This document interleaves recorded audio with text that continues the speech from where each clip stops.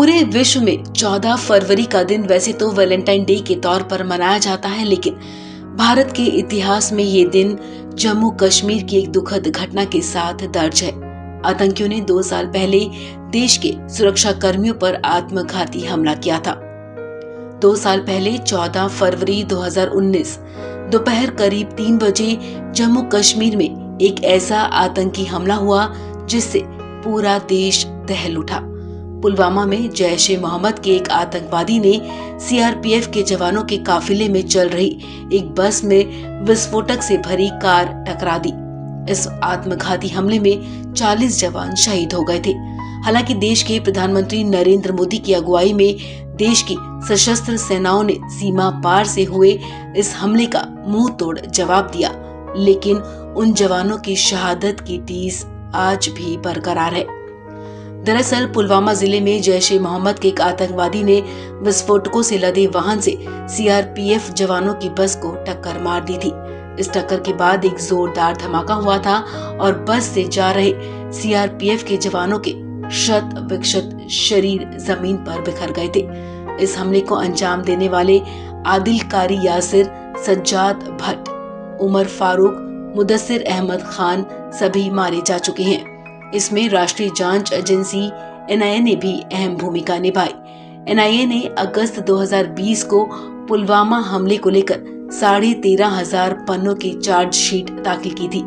इसमें 19 आरोपियों के नाम शामिल किए गए थे, जिनमें से 6 की मौत हो चुकी है।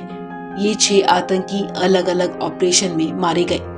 एनआईए की चार्जशीट में बताया गया था कि आतंकी संगठन जैश ए मोहम्मद ने आईएसआई समेत पाकिस्तान की सरकारी एजेंसियों के साथ मिलकर ये साजिश रची और पुलवामा हमले को अंजाम दिया। चार्जशीट में जिन 13 जीवित आरोपियों के नाम हैं, उनमें सबसे ऊपर जैश सरगना मौलाना मसूद अजहर और उसके 2 भाइयों रऊफ असगर मसूद और मौलाना अम्मार अली हैं। सबूत जुटाने में अमेरिकन एजेंसी एफबीआई की मदद भी ली गई थी। इस हमले के बाद देश में एक बहस छिड़ गई थी कि आखिर इतना बारूद आतंकियों के पास आया कहां से था। इस पूरी घटना की जांच कर रही एनआईए ने मार्च 2020 में अपने रिपोर्ट में कई चौंकाने वाले खुलासे किए थे। रिपोर्ट में बताया गया था कि पुलवामा हमले में बम बनाने के लिए इस्तेमाल किए गए केमिकल ई-कॉमर्स साइट अमेज़न से खरीदे गए थे। एनआईए ने इस आतंकी साजिश में शामिल 2 आरोपियों को गिरफ्तार किया था, जिसके बाद कई खुलासे किए गए थे। एनआईए ने श्रीनगर के 19 साल के वैजुल इस्लाम और पुलवामा जिले के 32 साल के मोहम्मद अब्बास राथेर को मार्च 2020 में पकड़ा था। इस्लाम ने बताया था कि हमले के लिए आईडी तैयार करने के लिए सभी जरूरी सामान अमेज़न से खरीदे गए थे। इस्लाम ने कबूल किया था कि उसने आतंकी संगठन जैश ए मोहम्मद के कहने पर ही ऑनलाइन शॉपिंग की थी।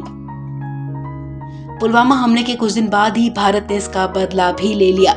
पुलवामा अटैक के ठीक 12 दिन बाद सुबह जब देश के लोगों की आंखें खुली तो वो खुशी से झूम उठे। 24 फरवरी को तड़के इंडियन एयरफोर्स के लड़ाकू विमान पाकिस्तान के बालाकोट स्थित जैश ए मोहम्मद के कैंप पर बम बरसाकर लौट चुके थे। एयर स्ट्राइक में बड़ी संख्या में आतंकवादी ट्रेनर और सीनियर कमांडर मारे गए थे। इस कैंप को मसूद अजहर का साला मौलाना यूसुफ अजहर संचालित कर रहा था।